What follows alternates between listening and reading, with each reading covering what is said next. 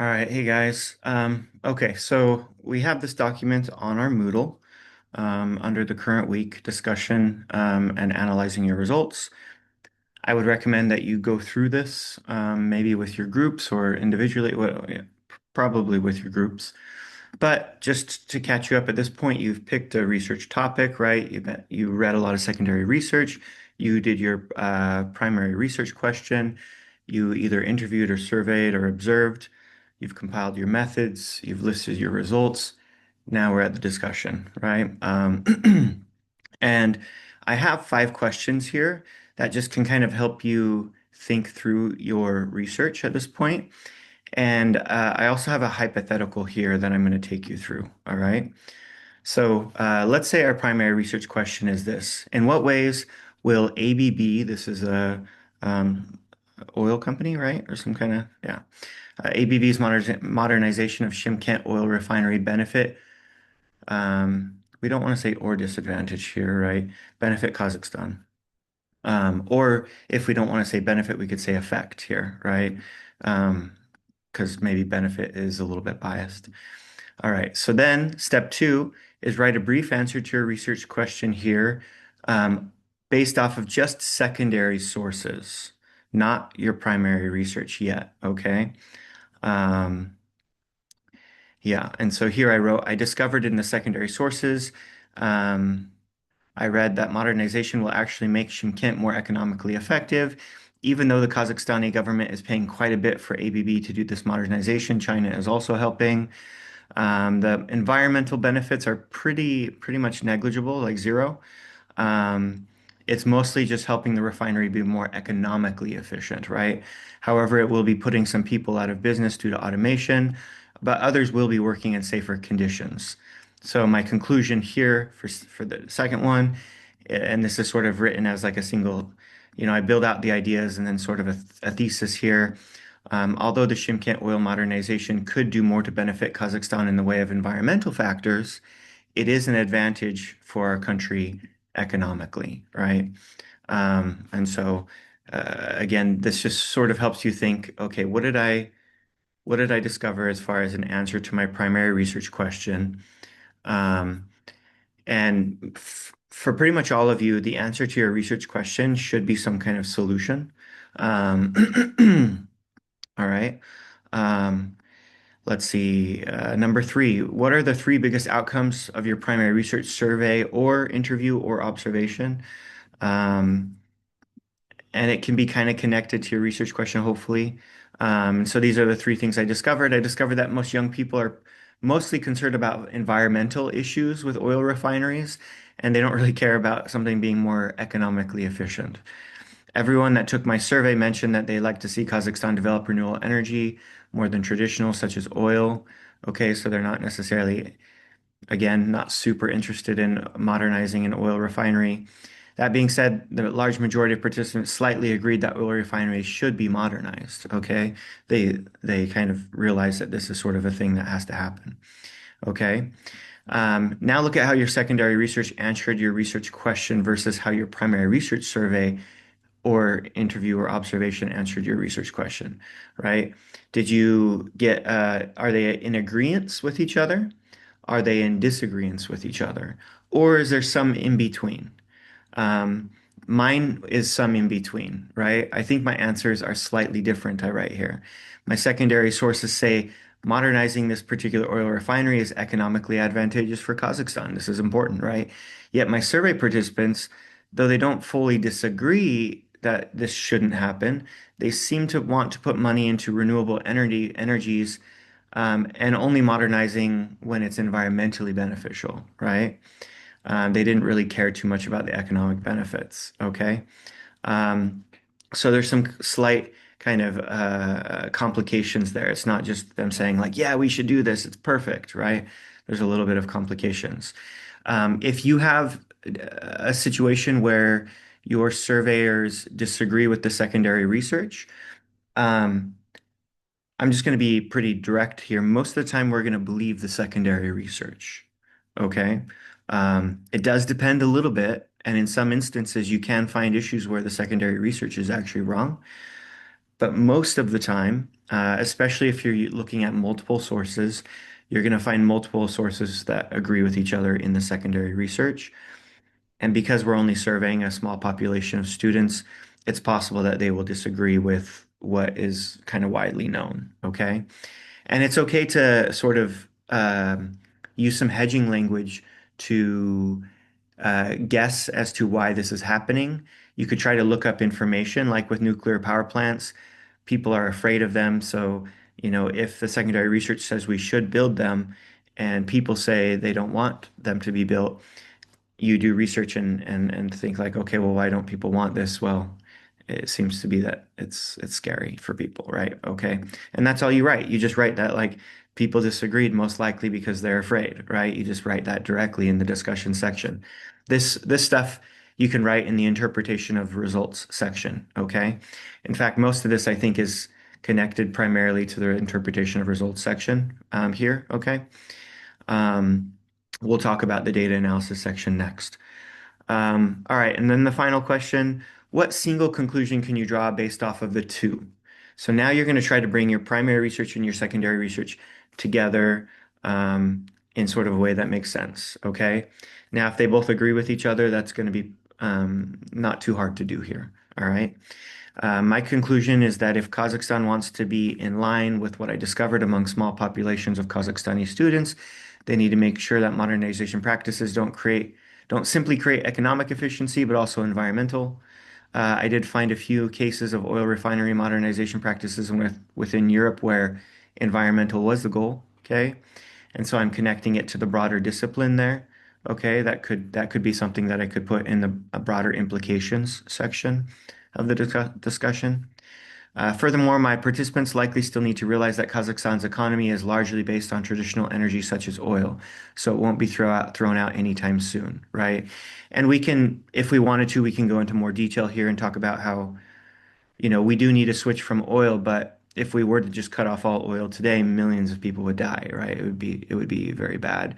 It needs to be this transition, right? So we could kind of explain that if we wanted to. Therefore, the conclusion to my research question, taking into account both primary and secondary research, although the Kazakhstani government is necessarily benefiting economically due to the modernization of the Shymkent oil refinery, our leaders must take real steps toward adopting meaningful renewable energy systems in wind and solar energies. Uh, Actually, I'm not sure how I feel about that last part. The wind and solar energies thing sounds like maybe future prospects. Yeah, because I shouldn't bring up new ideas here if we're focused on just like, I think it would have been better maybe to say our leaders must um, focus on modernization that's focused on not just economic but environmental efficiency, maybe. And maybe I can make mention of like, they should invest in renewable energies. But all right, so hopefully this, again, go through these questions. This can help you just sort of think through your ideas, get the stuff listed out. Think like, okay, what did I learn from the primary research? What did I learn from the secondary research? How can I combine these together, right? Is there a single thesis sentence I can create? Um, all right, let's look at our next thing here. Um, okay, let's jump to let's see. Yeah, okay. So hopefully you guys read chapter 8. One of the things that I just wanted to kind of focus on is this idea of having claims. All right. So whenever you have an argument, you're going to have evidence, you're going to have reasoning, and then the final claim, right? And so if you say like air pollution is causing deaths in elderly populations throughout Kazakhstan, we that is a claim, okay? And if I have no evidence or reasoning to prove that claim, it's what we call an unsubstantiated claim, okay? You will lose points for unsubstantiated claims in your IMRAD R research report. Um, any claim that is not common public knowledge that you make, um, not common, among an academic community, not common public knowledge, you must have a citation. There must be some kind of citation to a secondary source, or your primary research has to have the evidence. Okay. In some cases, like you can use logic and reasoning here, and your evidence can be kind of mostly logic and reasoning. Um, but yeah, and evidence. What is evidence, right? Um, Evidence here is facts, statistics, data, and citations. Okay. In some cases, it might be logic and reasoning, but most of the time, it's going to be hard data. Okay. Now, we do have two types. We have different types of analyses. We have what we call, what is it called? Overt analysis. Overt analysis is um, the kind of analysis that you need to do to be very clear that to your reader about what you're saying. If you are writing a scholarly article in a, let's say, a physicist's journal, and only other physicists read it, you don't have to use overt analysis because everybody knows the same scholars, everyone knows the same theories because they're all the physicists are all reading it, right? So they're all part of the same community. They all understand the language. And so you don't have to be as overt. For this class, because I haven't done research on all the different topics you guys are picking, I do require more overt analysis, okay? Um, all right, next document here we're going to look at is um, are you guys seeing that? I think you guys are seeing that. Cool. All right. So, um,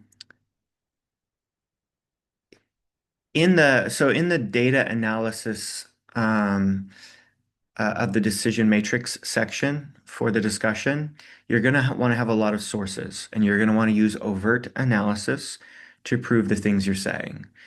Now, the boring way to do this is like this. We do not want to do it this way, but this is the dressed up annotated bibliography way, where you say author one talks about how, so you'll say Jones 2017 talks about how, um, uh, exercise will is the most beneficial tool for alleviating depression. And then author two if you just do it like that, it kind of gets boring. All right. Um, Instead, what we like to do now, this is okay to do a little bit. All right. But what we like to do is synthesize our sources. We like to bring them into conversation with each other.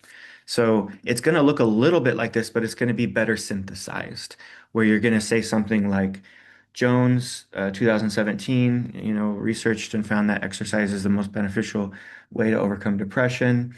Um, Through his, and you're going to maybe, again, this is where you need the overt analysis. It's not enough to just tell me that Jones said that this is true. I need to know I need to know Jones's argument or Jones's evidence. Most of the time, this is some kind of primary research that Jones conducted.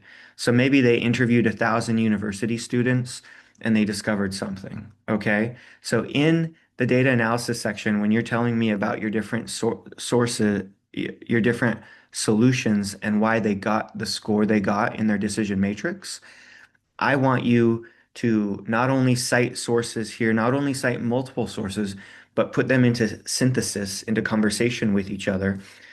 So this first author, you're going to talk about Jones and the research he did. And then you might say, and then Markel 2012 took that a step further with his research when he did this, right? And so you're kind of connecting them in together, right? Now, it's not enough just to tell me um, who the author was, what they discovered. Then at the end of it, you're going to say something like, that is why we gave, exercise the highest score on, mental health, right? Or something like that. That's why we gave it a 7 on mental health, because of these things, right? So that's really what I want in the data analysis section here. In fact, let's look at some examples. I know y'all love examples. Let's first look at an example of IEEE here, okay? This is a IEEE formatted paper. Um, these are not perfect, but they did get A minuses, okay? So these are very good. In fact, I think they were pretty close to A, full A. Um, uh, Again, just to kind of quick, just to show you here, we do have the methods section. Let me just fix that. We do have the methods section. We have participants survey, then the data analysis section. We've got problem solving model triangulation, decision matrix. Then we have the criteria, right? We have full paragraphs about each criteria.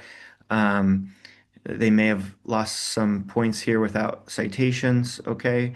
Affordability. All right. We got two citations here. This is IEEE citations. Um, we've got two citations there in the same paragraph. I am looking for now in this section, it's maybe not quite as important to have synthesis of sources, multiple sources in communication with each other. It would look good. It would get you, higher points. But it's not absolutely required in the methods section. We do need some sources. Then we have the results, of course. We got some nice looking graphics. If you're using IEEE, sometimes it's hard to put the table into one of the small columns. So I do let students put their table in both columns. It just needs to be in the results section. But if you can fit it into one of the side columns, that's okay too. Um, But look at this. All right, so we have discussion, interpretation of results. We've got a couple paragraphs here to begin with, and then we've got the analysis of the decision matrix section, which goes on for quite a while there. All right, so that's in APA style, that would be multiple pages, right? And look at what we have here. So let's look at the overt analysis. Okay. So in our survey, we found the exercise was the most prominent predictors of study. So these guys were looking at, yeah, let's see, what were they looking at? Academic burnout. Okay. What helps most with academic burnout? Um, a score of 9 was considered fair since we could support primary research results with the findings of this author, right, where authors conducted a survey. Is that how you do it in IEEE? Make sure you guys check that if you're using IEEE. That might, yeah. Where authors conducted a survey among 370 medical students. See, so this is the overt analysis that I'm looking for, where it's not just having the citation at the end of the sentence just to be like, well, yeah, there's a source. There's a source, trust me. No, it's saying like, and here it'd be probably better to have the authors' names, but we've got their actual thing that they discovered here, as well as the percentages here. Okay. Um, yeah, it does look like maybe the points where they lost their points was in the synthesis. They have a lot of good detail here. Um, but we need more synthesis there. But again, you can see how they've organized it. We've got the subheading analysis of decision matrix. Then they break it up based off of criteria. And then there's two paragraphs where they talk about one solution, the next solution. Okay, then with this criteria, one solution, next solution. So each one is based off of criteria. Now let's look at another one. One final one here. Um, this is an APA style. Um, and so we've got oh, sorry, do not look at that name. You guys did not see that name. All right. Okay.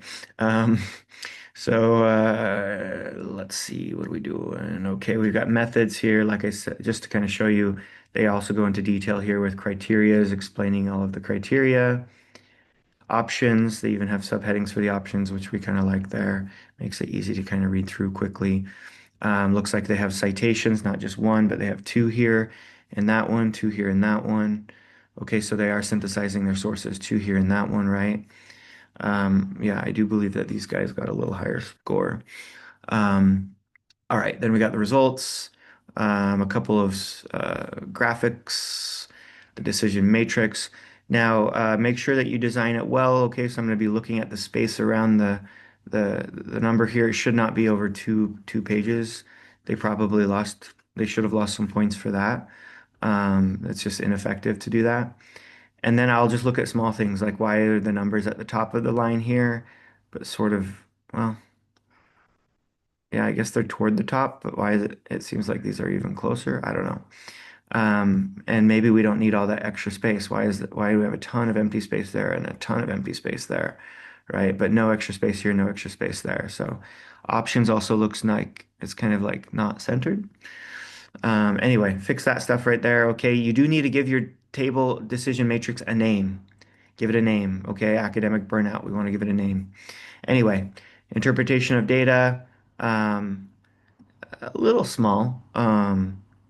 Some of you are not going to have a whole lot to say in this section. If maybe your primary research and your secondary research lined up and it was pretty clear what the solution was. This is a little small, but yeah. Okay, analysis of decision matrix section. Here they put a figure here, which is a little strange. Um, Here they've actually broken up their sections by the solutions, and then they have the criteria um, within each one. So solution, criteria, criteria, solution, criteria, criteria. Um, that is okay as well.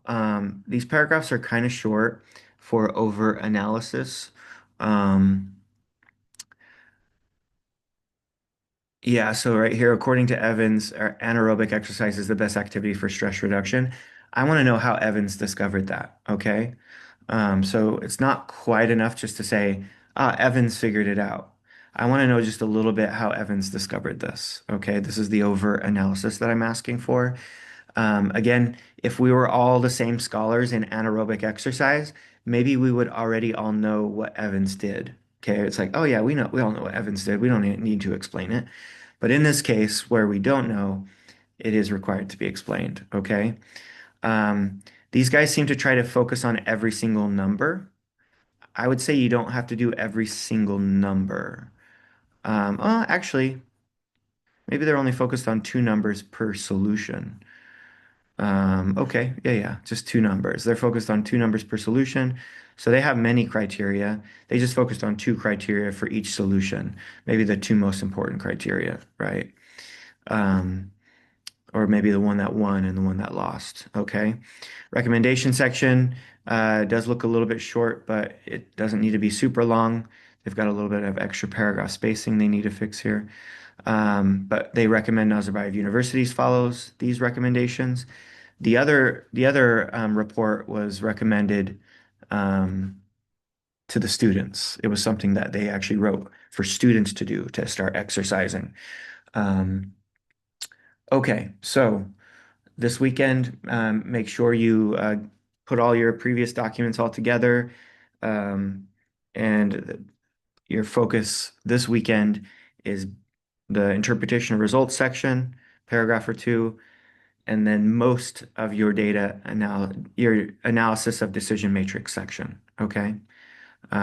We need most of that. So if you have like four solutions, at least three of those solutions need to be explained out in detail with over analysis with sources. We need a reference list. We need the recommendation section, just the one page. Thanks, guys. Have a good weekend, and we will not have class on Monday, so I'll see y'all on Wednesday.